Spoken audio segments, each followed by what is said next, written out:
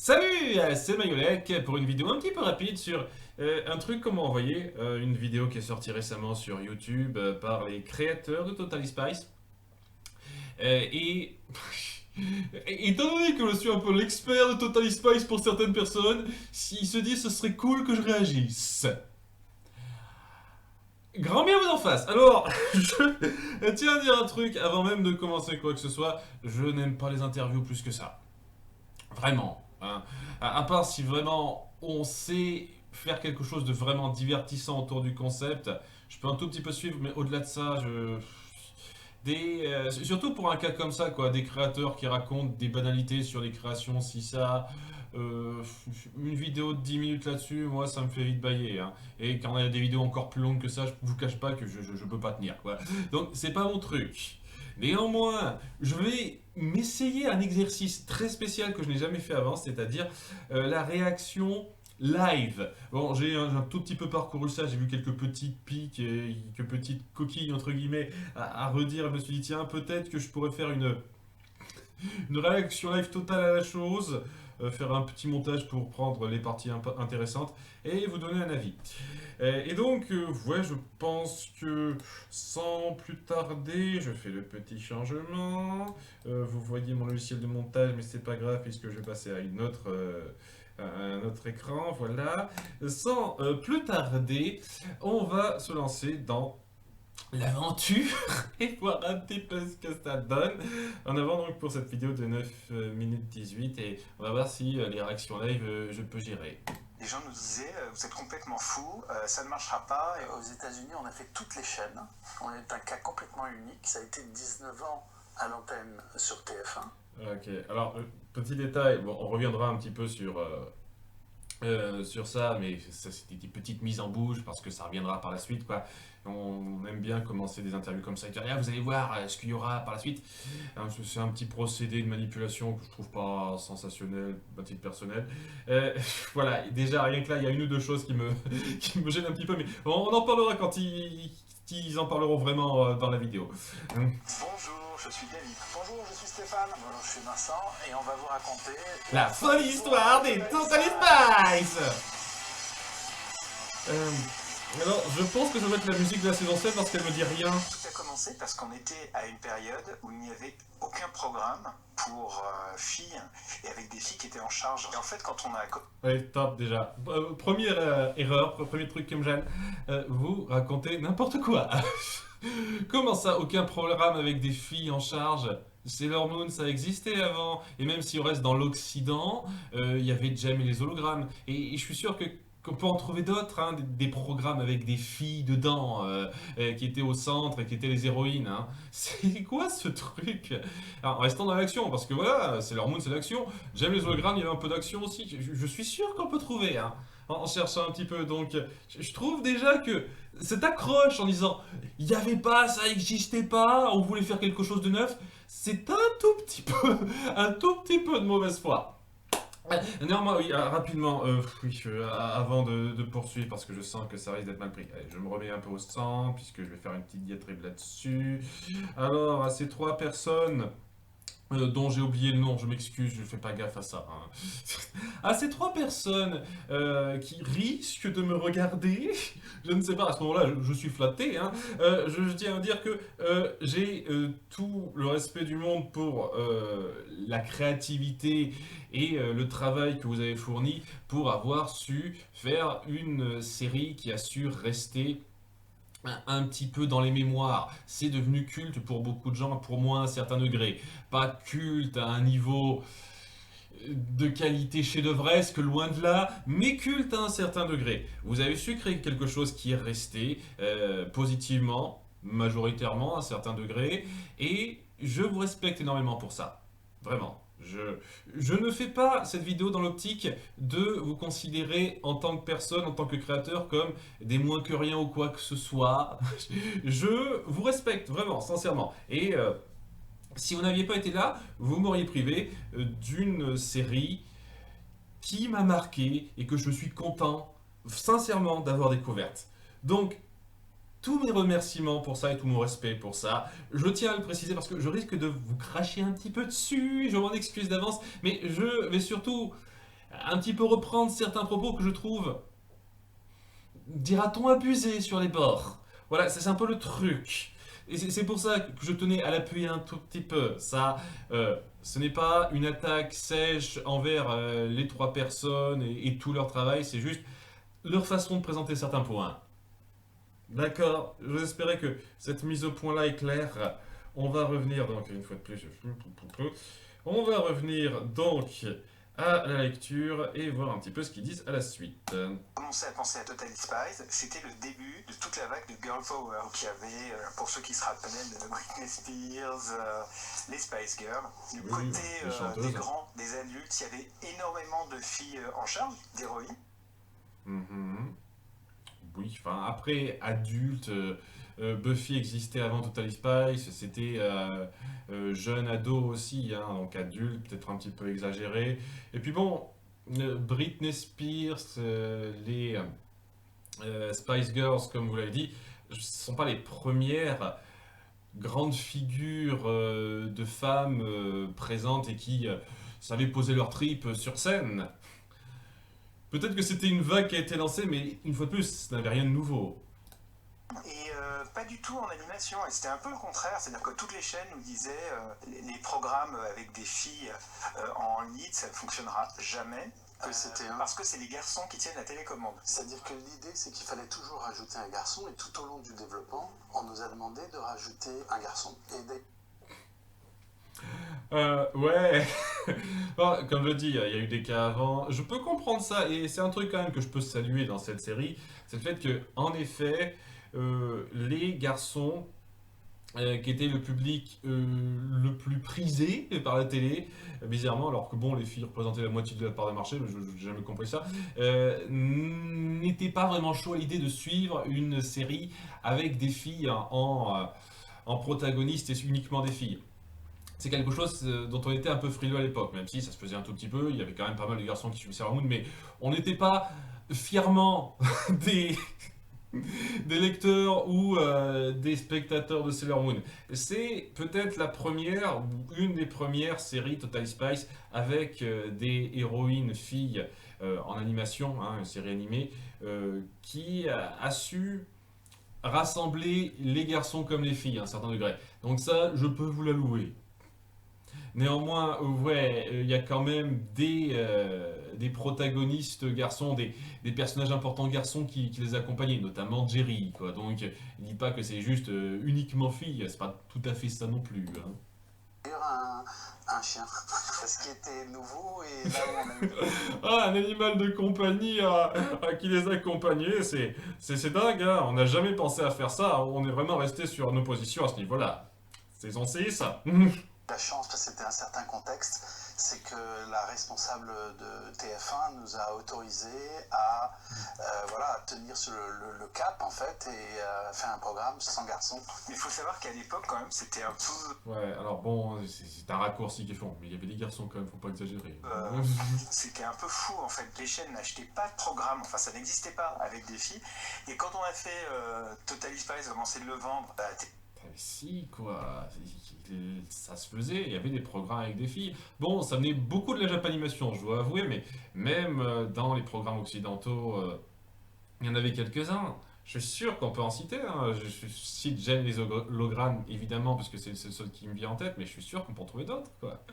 C'est juste le fait d'insister là-dessus, je trouve ça un peu abusé, hein. TF1 et puis à Fox aux États-Unis. C'était un peu des exceptions. Partout ailleurs où on parlait du programme, les gens nous disaient vous êtes complètement fous, ça ne marchera pas et on n'achètera pas de programme avec des leads féminins. Il y a une deuxième originalité de Totally Spies qui est très importante, c'est qu'en tant que société française, on a fait un programme qui se passait aux États-Unis, ce qui était une folie, une deuxième folie. Je sais pas, je pense qu'il y a eu d'autres productions françaises qui se passaient autrement qu'en France. Et puis, je pense quand même que ça vient d'un truc dont ils parleront plus tard, ça. Mais on verra. Notre objectif, c'était d'aller directement viser le marché américain. Ah ben c'est ça en fait. D'ailleurs, parce qu'on se disait, si on a le marché américain, on aura le marché mondial. Et même Exactement. Donc ils reconnaissent eux-mêmes que c'était très calculé, qu'ils ont fait ça pour toucher le plus de public possible en étant sûr que ça puisse accrocher. C'est pour ça que c'est toujours difficile, ça fait partie des raisons pour lesquelles c'est difficile pour moi de dire que c'est une série 100% française à l'origine, quoi. Il y a quand même ce besoin de faire de l'américanisation, hein. Pour le prénom des filles, comme on ne savait pas du tout les prénoms à la mode là-bas, je me rappelle à l'époque c'était des fax. Si tu veux me parler, envoie-moi un fax. On envoyait des Un fax, c'était en 2000. C'est sorti dans les années 2000. Calmez-vous, quoi. Les téléphones existaient, et même Internet un petit peu, hein. Les fax, quoi ce bordel? fax à des gens qu'on connaissait à Los Angeles pour leur demander 3 prénoms qui puissent être à la mode à Los Angeles. Et on a fait ce programme en s'imaginant vivre aux États-Unis, en fait. T'étais tous un peu fascinés par ça, un peu l'époque de Beverly Hills, pour ceux qui s'en rappellent. Oui, c'était l'époque Beverly Hills. Ok, c'est quoi ce délire, quoi? Vous faites comme si votre série, vous l'avez sortie au début des années 90. La première saison est sortie en 2002 ou 2003. C'est bon, là. Je me doute qu'il y a un processus de création et que c'est pas été créé au moment même où c'est sorti, mais quand même, quoi. Vous pouvez pas me faire croire qu'il vous a fallu 15 ans pour pouvoir lancer votre idée. C'était l'époque aussi Buffy en fiction qui était très très populaire à l'époque. On avait un peu situé des lieux emblématiques de Los Angeles qu'on a retrouvé ensuite dans notre pré-production lorsque j'ai rapporté toutes les photos à l'équipe. Et le lycée de Beverly Hills. Le lycée de Beverly Hills, Venice Beach, Rodeo Drive, enfin on a fait notre grand Oui, on voit qu'il y a qu'il y a quelques similitudes dans les designs. tour. On était aussi très très imprégné des séries américaines des années 70-80, pour ne pas les citer, les 3 drôles de dames. Ah, ça se voit pas. C'est pas comme si c'était genre la première inspiration évidente de votre histoire. Et Clueless aussi, qui était un film important dans les références de Totally Spies, qui aussi devait se mélanger avec du True Lies. May I see your invitation, please? Sure. Un mélange entre voilà, du très girly, de la vie à l'école, d'étudiante, et puis de l'action débridée, cachée, et une vie secrète. Nos directeurs d'écriture de l'époque, Vie très secrète, hein, une fois de plus, très bien gardée. Michel Lamoureux, c'était un couple homme-femme, et on sentait bien d'ailleurs dans la répartition de leur travail, en tout cas moi lorsque je recevais les scripts. J'ai 2 belles sœurs qui aussi ressemblent beaucoup au profil de chacune des filles, et donc c'est aussi un peu ce qui m'a permis moi d'avoir une... Desquelles? Parce que ouais, à moins qu'il y en ait 2 regroupées en une. Je sais pas, si t'as une belle sœur qui ressemble au profil de Clover, je suis pas sûr que ce soit un compliment pour elle. Une référence pour essayer de les caractériser. Autour de moi, j'ai une Clover et une Alex, et moi je suis avec Sam. Et en fait, Oh, je me prends pour l'intello du groupe. tout le monde essaie de nous pousser vers des archétypes de Ça explique peut-être. Non, excusez-moi, là c'est trop méchant, c'est trop méchant. très Trop méchant. superficiels et un peu faux-folles. Fait pour en avoir, ils affichent complet depuis des semaines. Et je pense que ce qui a été vraiment réussi, c'est qu'on a fait des personnages comme Clover par exemple, qui étaient à la fois superficiels et à la fois qui n'étaient pas des victimes, qui n'étaient pas des personnages passifs, mais qui faisaient avancer l'action, l'enquête, qui n'étaient pas bêtes. Et qui n'étaient pas bêtes. Ouais, proactive. Ça je vous l'accorde. Heureusement, si c'est les héroïnes de votre histoire, hein, c'est un minimum de les rendre proactives, quoi. Par contre, pas bête, selon les standards de l'univers que vous créez, peut-être. Mais ouais, c'est un truc que je trouve assez bizarre, quoi, de vanter ça. Bien entendu qu'on va créer des personnages centraux qui sont proactifs, qui vont pas être des grosses victimes. Dans une série, cartoon action, c'est logique. Ça me paraît logique, moi. Après, oui, il y a le fait de rattacher ça à des comportements qui sont considérés typiquement comme des comportements de victimes ou de personnes qui ne savent pas réussir grand-chose. Donc là, je peux peut-être comprendre l'argument sous cet angle-là. Néanmoins, faut pas trop se vanter de ça. Bien entendu qu'on va créer des protagonistes proactifs dans notre histoire, quoi. Si vous touchez un seul cheveu des membres du groupe, je jure de vous faire avaler votre joyau, espèce de dieu vampire à moustache réducteur de tête. c'était un équilibre très très difficile parce qu'on essayait de nous pousser soit dans une direction, elle nous disait défi superficiel c'est génie. Et puis il y avait ceux qui nous disaient oh là là ça manque de profondeur. Je pense que ce qui est génial dans Totally Spies, c'est qu'on est arrivé à un peu faire les deux en fait. Oui, alors oui, je suis tombé dessus un petit peu en fouillant rapidement, et c'est le truc. Oui, bien sûr, vous avez donné un semblant de profondeur au personnage. À un moment que j'ai pas encore vu, peut-être. C'est le truc que je trouve vraiment bizarre dans cette interview, personnellement, parce que pour moi, c'est de la caricature assumée. Ça a toujours été le cas, quoi. On crée des personnages caricaturaux qui en font des caisses pour des petites conneries et qui n'ont pas de vraie profondeur recherchée. Ça a toujours été le truc, la force à un certain degré, une bonne partie de ces épisodes, pour que je les apprécie un peu ironiquement à un certain degré, parce que ça assume totalement que c'est de la caricature, que ça ne cherche pas à être profond. Mais là, vous dites que vous avez essayé d'équilibrer les deux. Je dis, ben, vous n'avez pas fait un super job, hein. Parce que la caricature marche bien, la profondeur derrière ça, j'attends de voir, hein. Les personnages n'ont aucun moment psychologique marquant et n'évoluent jamais vraiment. Donc, je comprends vraiment pas cette partie-là de l'interview, quoi. C'est genre la personne qui se dit ouais, je peux pas juste dire on a voulu partir sur un gros délire avec nos personnages, on a essayé d'équilibrer, de faire quelque chose de plus recherché qu'un simple gros cartoon, histoire de, mais je trouve que vous poussez peut-être un petit peu trop loin là pour ce que vous faites vraiment.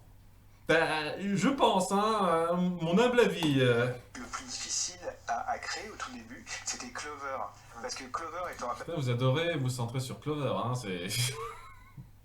Tout le monde adore parler de Clover à fond, c'est genre ah, tout le monde parle de Clover, c'est le meilleur personnage Clover. C'est peut-être un petit peu en partie pour ça que j'en ai un peu marre du personnage. Enfin, c'est celui que j'aime le moins du lot, en partie parce que les gens font des caisses sur elle, comme si c'était elle qui représentait la série et que les autres étaient voilà, sympas mais moindres par rapport à elle. Et ça m'a toujours un peu gavé ça. Personnage superficiel, c'était celle sur laquelle tout le monde, des auteurs aux designers, tout le monde voulait se faire Clover. Faire une caricature. Souvent les filles superficielles en télévision, en cinéma, sont un peu méchantes. Et tout notre travail à tous les trois, ça a été d'éviter ça. Ce qui fait... Vous êtes planté là aussi, hein, parce qu'il y a plusieurs moments, elle est très mesquine. Hein. Sa superficialité a amené énormément de moments où elle est très vache. Donc, ouais, vous êtes planté hein, si c'était un début de recherché. Une fois de plus, si on regarde ça d'un point de vue caricatural, ça passe. On peut accepter un personnage très gris moralement comme ça à un certain degré. Mais ouais, si vous essayez d'appuyer que c'était plus que ça, un peu de mal. Un bon show, c'est d'abord que les personnages soient d'abord sympas. Parce que quelquefois le cinéma français oublie, à mon avis. Puis, Sympa, oui, bah, sympa, c'est un terme un peu générique. Et je suis totalement d'accord pour dire qu'il faut savoir réussir un personnage, le rendre marquant. Plus que sympa, et c'est ça le truc, il faut savoir le rendre marquant et impactant, le personnage. Et ça... oui, peut-être qu'une partie du cinéma français oublie ça. Que des fois on essaye plus de raconter quelque chose, d'ancrer dans la réalité, en rendant les personnages peut-être trop ternes. Une partie du cinéma français, clairement pas tout. Hein, je tiens à l'appuyer, ça, je fais pas partie des gens qui trouvent que le cinéma français c'est automatiquement de la merde et c'est mort ou quoi que ce soit, c'est clairement pas le cas. Donc, ouais, je peux être d'accord là-dessus. Sympa, c'est un terme peut-être un petit peu trop vague pour décrire ça. Parce qu'une fois de plus, en tout cas, si on part sur Clover, je trouve que c'est pas toujours réussi, ça. gentil, et ça, David a fait très Gentil. attention à ça, toujours la gentillesse, et ça c'est très important. Donc... Vous voulez appuyer ça hein. Ah, elles sont gentilles, hein. Ce sont des héroïnes gentilles, c'est incroyable. C'est dingue, on peut être intéressé par des trucs typiquement féminins caricaturaux comme le shopping et tout, et être gentil, c'est dingue. J'arrive pas à croire que ce soit possible. Tout notre travail, et puis drôle, Drôle, oui. drôle, pas la construction de leur personnalité. Il fallait réussir à... Là, totalement d'accord, hein. La construction de leur personnalité, ça a su les rendre uniques, mémorables, et c'est ça qui fait une grosse partie de l'humour. Et pas juste les héroïnes, les autres personnages également. à amuser et l'enfant, mais aussi un peu le parent qui regarde le programme. Oh, vous l'avez bien amusé, vous l'avez peut-être un petit peu excité, des fois. Alors, ça c'est un truc aussi sur lequel je peux pas non plus reprocher ça à quelqu'un de spécifique, parce que il y a des dessinateurs, il y a des tonnes de scénaristes qui se succèdent, donc c'est toujours difficile de dire ça précisément, mais quand on voit certains plans précis que vous faites, et le fait que ça m'est souvent donné l'inspiration pour faire des fétiches un peu directs, je peux vous assurer que ça a pu attirer une partie du public adulte, pas juste pour s'amuser. C'est comment les moments surréalistes? On appelait ça, moi j'ai plusieurs noms, c'était les moments de Japanese. C'est la troisième innovation en fait, c'est qu'on intègre. Oui, les moments kawaii. Je dois avouer que sur le principe, c'est peut-être là aussi une des premières séries occidentales à avoir vraiment appuyé leur influence japanimation dans la réaction des personnages, leur façon chibi d'être. Là, c'est plutôt chibi plus que kawaii. Ces moments-là, pour appuyer ces petites touches dans votre humour visuel, c'est quelque chose qui ne se faisait pas des masses dans l'animation occidentale. Maintenant, ça se fait trop, beaucoup trop, mais c'était relativement inédit à l'époque, donc je peux vous saluer un peu pour ça. De l'animation japonaise, des inspirations d'animation japonaise dans le programme. Moi j'avais une culture entre les deux, entre les séries d'animation américaines et puis aussi une passion pour le cinéma d'animation japonais. Donc là, moi je voyais une opportunité formidable de balayer ou dépoussiérer le style d'animation française. Alors ça a été appelé par les Américains le franimé. Le franimé. Ils ont fait pareil pour Avatar, le dernier maître de l'air. Ils ont appelé ça le américanimé. Ouais, ok, c'est un détail. Je me rappelle qu'il y avait deux choses qu'on avait depuis le début à l'écriture. C'était le Whoop qui n'avait pas encore de nom et les gadgets. Votre scanner corporel 3D avec son bracelet Velcro. Nous, les gadgets, c'était important parce que l'une de nos références était quand même James Bond. Il y avait True Lies, mais il y avait beaucoup de James Bond. Ah bah oui, hein, c'est sûr. Les M et le Whoop, c'était le MI6. Gladys, c'est Q. Non, enfin, oui, enfin, non, Gladys, c'était en fait les prémices de l'intelligence artificielle autour de laquelle déjà on travaillait à l'époque. Il nous fallait un super ordinateur qui puisse converser avec Jerry, les filles, et qui puisse être aussi à la fois drôle. On a créé ChatGPT. Ouais. Et après, on l'a tué comme une merde. Super. Mais un temps On a toujours aussi eu un second niveau de lecture sur Totally Spies. Peut-être ça dépend comment vous le définissez, ce second niveau de lecture. Hein. Si on revient à un truc que j'ai dit plus tôt. Voilà, des problématiques un petit peu plus globales parfois, liées à l'esthétique, à la mode, à la consommation. Oui, hein, traité de façon assez superficielle, c'est assez clair. Hein. Vous traitez des thématiques, hein. Et des fois, j'avoue, un tout petit peu osé dans un sens. Enfin, vu à travers des yeux de maintenant, parce qu'à l'époque, ce n'était pas tant que ça, avec notamment le végétalisme. Mais, mais ouais, c'est quand même assez simple. Hein. Le second niveau de lecture, ouais, tu peux dire ça, mais c'est pas non plus énormissime. Mettre en avant des petites thématiques de micro-réflexion, ça va, la plupart des séries le font, ça aussi. Hein. Tu peux balancer une seconde lecture de ce niveau-là dans énormément de séries animées jeunesse existantes. Enfin bon. Et j'en passe. Moi, ce que je me souviens d'un article de Télérama qui nous avait épinglé sur une remarque que je trouvais une des plus drôles, mais elle était du second degré. Et Jerry qui disait aux filles: bravo les filles, vous avez sauvé la société de consommation. Je trouve que ça arrive super bien se faire tacler par Télérama sur ça. Parce que Oui, mais on avait eu 2 T. Mais on avait eu deux T. Ça, Ouais. Et avant, il y a des cons qui comprennent pas le second degré ultra évident de la chose, des fois, que voulez-vous. Je sais pas, même en tant qu'enfant, c'était un petit peu évident. la micro-satire là-dedans. Quand on fait déjà ce personnage qui correspond pas trop à ça, moi je pensais qu'ils allaient mettre José Mochevet, si vous vous souvenez, parce que c'est un petit peu le principe, hein, c'est ce fameux épisode auquel il faut référence, en grande partie, il me semble bien. Et ouais, quoi, il lutte contre une caricature de ceux qui sont contre la société de consommation. C'est pas pour ça qu'ils sont pour la société de consommation. C'est-à-dire qu'ils taclent un petit peu les deux bords, quoi. Ils taclent les extrêmes des deux bords rapidement, facilement, sans se mouiller énormément. Mais une fois de plus, quoi, ce genre de truc de seconde lecture, entre guillemets, vous la voyez dans énormément de séries, quoi. Faut pas non plus aller crier aux louanges pour ce genre de truc à fond. Ça va. Alors, les méchants de Total Spies étaient des méchants complètement stupides, excentriques, exubérants, ridicules. J'adore, ils mettent ça avec peut-être le moins excentrique et le moins exubérant du lot, quoi. Le mec qui cherche la jeunesse éternelle, qui aspire à la vie des autres pour rester encore éternellement jeune. Peut-être l'un des plus sérieux, quoi, qu'ils ont fait.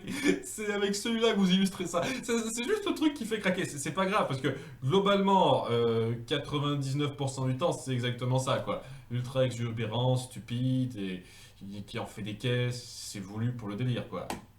Les méchants humains, et c'était aussi souvent des méchants freudiens. C'est-à-dire que c'était souvent des méchants qui avaient des problèmes avec leur mère, avec leur père, avec leur chat. L'animation, Pas tant que ça. C'est juste des mecs qui sont en manque de reconnaissance parce que ils ont pas réussi, hein. En gros, c'est ça. J'ai pas réussi, il faut que je bute tous ceux qui réussissent. C'était le pattern psychologique principal de ces méchants que vous avez créés. Ceux qui ont un problème avec leur mère, je sais pas, j'en vois pas des masses, hein. Leur mère, leur père, tout ça. Si j'en ai aucun qui me vient en tête, hein. Précis. Et le premier qui me vient en tête, c'est le mec là de...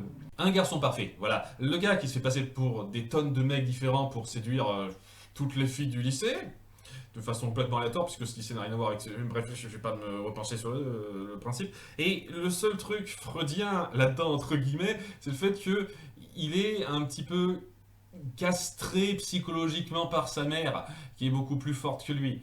C'est le seul truc freudien que je vois là-dedans. À quel moment est censé voir quelque chose de freudien dans ces histoires-là? Ouais, je trouve cette généralité bizarre parce que ça correspond pas tant que ça à la plupart des méchants que vous avez créés. marche par rediffusion. Les enfants, il faut qu'ils s'approprient le personnage. Bah oui, hein, vous créez des histoires qui sont très contenues et qui se voient facilement, et donc ça se rediffuse très bien, ça. C'est malheureusement le truc qui a tendance à m'agacer, mais qui est logique. Dans l'absolu, les séries qui marcheront le plus, qui seront le plus rediffusées, sont celles qui peuvent se voir dans n'importe quel ordre, et pour lesquelles faut pas trop s'user les neurones pour suivre ce qui se passe. C'est la raison pour laquelle une merde, et je le dis clairement, une merde comme Teen Titans Go a du succès et continue encore d'être diffusée, et qu'une série avec beaucoup plus d'ambition, beaucoup plus recherchée comme Young Justice a bataillé pour avoir 4 saisons et n'a pas pu avoir une 5e saison. Donc ouais, vous avez la super bonne formule. C'est bien pensé, je vous l'accorde. En termes de valeur créative, je pense pas qu'il faille s'en vanter tant que ça. À titre personnel. L'histoire, je dirais que ça a pris 2-3 ans à marcher progressivement dans chaque territoire, ça s'est installé. Aux États-Unis, on a fait toutes les chaînes. On est un cas complètement unique. Warner, Disney, Cartoon Network. Nickelodeon, on n'a pas fait. Non, on n'a pas fait Nickelodeon. Ouais, on n'a pas fait. Et ouais, Disney, donc ça rentre dans le Disney Film une fois de plus. Et ouais, ce truc, c'est tellement instauré aux USA que c'est presque devenu la référence aux USA plus qu'en France. C'est ça qui est dingue. Et ce qui fait que une partie des noms français ont changé dans la version US après coup. C'est ça qui est dingue. Donc c'était quoi déjà Boogie Gus qui s'appelait pas comme ça Disco Dev. Disco Dev est devenu Boogie Gus parce que c'était le nom américain. Énormément de trucs comme ça qui fait que j'ai un petit peu de mal à considérer la VO comme la VF. Pour moi, la VO est devenue de plus en plus la VA par rapport à Totally Spies. En dépit du fait que ça reste une création française dans l'absolu, mais Voilà, je tenais à faire cette petite parenthèse, hein, c'est pas du tout une critique ou quoi que ce soit par rapport à ce qu'ils disent, mais on m'a repris à quelques reprises là-dessus. Personnellement, j'ai du mal à discerner spécifiquement avec une clarté pure ce qu'est la vraie VO quand on voit comment c'est perçu, comment c'est traité au fur et à mesure du succès états-unien. Hein. Après, il y a un autre phénomène qui a lieu, mais alors très longtemps après. Déjà, quand les enfants deviennent adultes, ça devient un peu mythique. Bon, on garde les pieds sur terre. Et ça, moi, je trouve que ça fait extrêmement plaisir. La majeure partie de la vie Total Spice est regardée par des enfants, contrairement à aujourd'hui. Et les enfants de 6 ans, ça va pas forcément sur Twitter, ça envoie parfois des dessins, des lettres, mais les réactions, en fait, on les a aujourd'hui, de gens qui aujourd'hui ont... Bah oui, hein, c'est comme beaucoup de séries qui ont du succès et qui sont un peu cultes pour des jeunes, 20 ans plus tard. Les adultes revoient ça encore avec leurs yeux nostalgiques et considèrent que c'est la plus grande chose qu'ils ont jamais vécue de leur vie. Et donc les gens viennent vous dire ah, c'est trop génial ce que vous avez fait, mais c'est pareil pour tout. Hein.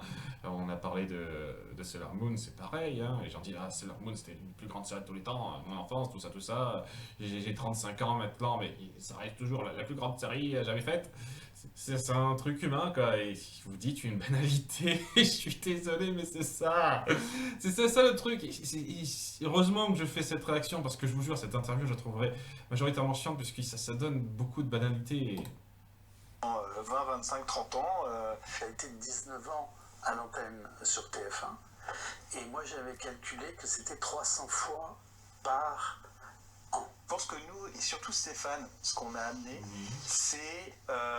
on a dit voilà, on peut amener aux enfants des programmes qui sont divertissants et qui sont cool et dans l'air du temps. Et ça, je pense... Ouais, ben une fois de plus, vous n'êtes pas les premiers à avoir fait ça. Beaucoup de séries animées des années 90 ont essayé de capturer la vibe des années 90 avec, bien entendu, les us et coutumes de ces périodes-là. Et les début des années 2000, c'était pareil ce que vous avez fait avec Total Spice. Je vois pas en quoi c'est extraordinaire d'avoir fait ça, mais c'est bien de vous inventer. Je pense que c'était vraiment novateur. Mais aujourd'hui, quand on est indépendant, c'est quasiment impossible de développer, de présenter du contenu vraiment disruptif. Moi, je sens, comment dire ça, une censure 1000 fois plus forte qu'à l'époque de Total Spice. Une seconde, je vais revenir en arrière. Mais aujourd'hui, quand on est indépendant, c'est quasiment impossible de développer, de présenter du contenu vraiment disruptif. Moi, je veux dire, peut-être quand on n'est pas indépendant. Parce que sinon, c'est pas logique. Quand on est indépendant, on peut faire ce qu'on veut. Enfin, on a beaucoup moins de directives. Donc, je sais pas exactement ce que tu veux dire par là. Ou alors, indépendant par rapport à quoi exactement? Si je dois suivre certaines directives pour pouvoir être diffusé, t'es pas totalement indépendant. Je sais pas trop, mais j'en sais rien quoi. Je pense que beaucoup de cas indépendants peuvent sortir un petit peu des clous, des sentiers battus. C'est justement ceux qui ne sont pas indépendants qui peuvent point se le permettre. Je pense qu'il a oublié un mot. Il a oublié le pas devant indépendant, pour que ce soit logique.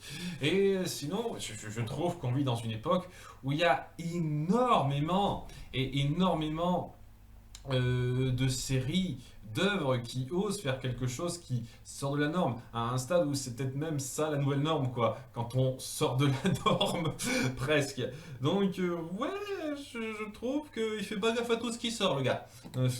je sens, comment dire ça, une censure 1000 fois plus forte qu'à l'époque de Total Spice. Toi aussi, hein. À un certain degré, peut-être certains sujets seraient plus délicats à tacler, je dois avouer, notamment j'en ai parlé à l'épisode sur le véganisme, c'est quelque chose qui passerait peut-être un petit peu moins maintenant, c'est vrai. Certains sujets. Sur d'autres, ouais, on peut se lâcher, hein, je te cache pas. Il y a même beaucoup de séries qui peuvent se permettre pas mal de trucs grâce à Netflix, qui sont moins regardants sur certains principes de censure. À un certain degré, donc je sais pas, hein. Je suis pas totalement d'accord là-dessus. Hein. Et c'est ça qui a énormément... Je vais pas non plus dire ah boomer tout ça, je sais pas ce que je veux dire. C'est juste qu'il a pas l'air il a pas l'air de tout suivre en fait, je pense. Changer parce qu'on pourrait se dire il y a les plateformes, il y a beaucoup plus de canaux de diffusion, il y a YouTube et la réalité est que les enjeux justement des plateformes sont tellement importants que tout le monde est devenu extrêmement conservateur. Conservateur ou libéral? Ouais, non, non, c'est sur ça que vous terminez. Bon, qu'est-ce que c'est que ce petit morceau de fin? Ok, super. Ouais, c'était donc l'interview. Ah, je reviens une seconde en plein écran. J'ai d'ailleurs au passage viré cette capture d'écran. Comme ça, vous verrez plus que moi. Et on va un petit peu terminer. Donc, mon impression sur cette interview qui était très banale, remplie de poncifs, de banalités. Et, et un tout petit peu menteuse sur les bords. Ou alors, il se berce un peu d'illusions à un certain degré. Parce qu'une fois de plus, ce sont les créateurs originaux, j'imagine, ceux qui ont lancé la machine, mais une série de cette envergure, avec autant d'épisodes, autant de gens derrière, ce n'est pas porté que par 3 personnes, c'est porté par beaucoup de gens. Et donc, certaines directions, certaines choses à reprocher ne sont pas à reprocher qu'aux créateurs de base. Hein, et les choses de bien à dire ne sont pas qu'à glorifier qu'aux créateurs de base. C'est pour ça que la série Buffy contre les vampires, notamment puisqu'ils en ont parlé, ce n'est pas que Joss Whedon qu'on doit saluer ou critiquer pour les choses qui vont bien ou les problèmes qu'on y voit. Ce soit bien clair, hein, j'ose espérer que des gens ont ce recul-là pour comprendre ça. Et c'est peut-être ce qui peut excuser certaines de leurs approximations et certains de leurs trucs légèrement faux, si j'ose dire. Et au-delà de ça, ben ouais, comme j'ai dit, pas mal de banalités en fait. Et des trucs qui méritent plus je les entends en fait. Je me suis pas penché là-dessus, mais parce qu'ils en parlent très vite, donc c'est pas le plus grave. Mais quand on dit ah personne voulait de ce programme, on a dû batailler pour qu'on nous l'accepte, tout ça, j'ai entendu ça tellement de fois.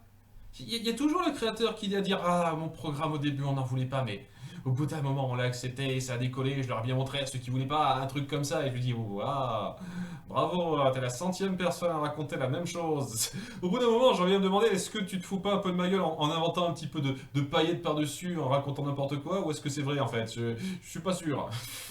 Bon ils en parlent très vite de ça. Et globalement ouais, il se donne de temps en temps un petit peu des grands airs pour quelque chose qui est quand même majoritairement écervelé de façon très assumée. Très assumée. Et je leur reconnaîtrai juste dans cette interview l'argument de la personnalité. Savoir implanter une personnalité marquante dans ces héroïnes qui a fait que ça a su vraiment impacter les gens. Et peut-être un tout petit peu le côté peut-être une des toutes premières séries à avoir su vraiment globaliser le public enfant, garçons et filles à partir d'un concept où les héroïnes n'étaient que des filles. C'est quelque chose que je peux saluer ça aussi à un certain degré. Au-delà de ça, ouais, c'était pas fameux et pas d'informations très pertinentes là-dedans et quelques fausses informations selon moi. Mais bon, je me doute que les fans ont été super contents de voir les créateurs se présenter et parler un petit peu de leur vécu par rapport à ça. J'imagine que c'est un peu pour faire la promo de la saison 7 qui va sortir en début d'année prochaine, si je ne m'abuse. Donc tant mieux si ça marche, tant mieux si les fans sont pris là-dedans.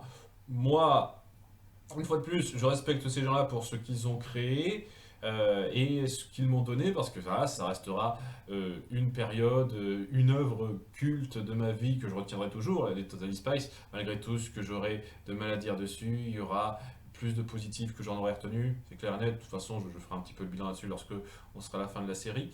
Mais pour les fans simples de la série, ils se diront juste on est content, on a pu voir les créateurs parler de la série que j'adore, dans laquelle je vois aucun défaut parce que c'était mon enfance et donc c'était trop génial. Et c'est super si ça vous fait plaisir. Moi, avec le recul que j'ai, j'estime que ouais, vous auriez pu mieux faire plus pertinent que ça et un petit peu plus honnête, je trouve, avec le recul. Mais bon, ce n'est que moi, ce n'est que mon impression. J'en espérais que ça vous aura pas trop déprimé, cette vision peut-être trop pessimiste, négative de cette interview. Une fois de plus, ces interviews, c'est pas mon truc. Et si pour vous, ça c'est une interview type qui fait plaisir, sympathique, ben ouais, ce genre d'interview type, ça me fait complètement bailler, je vous jure. Et ça va qu'elle était courte, hein. Ça va qu'elle était courte. En tout cas, oui, j'espère que ça vous aura plu malgré ça. Et je vous donne rendez-vous donc la prochaine fois pour le prochain Total Splash. Merci d'avoir suivi cette vidéo. Soutenez les créateurs si ça vous fait envie, hein, bien entendu, n'hésitez pas. À très bientôt. Bye!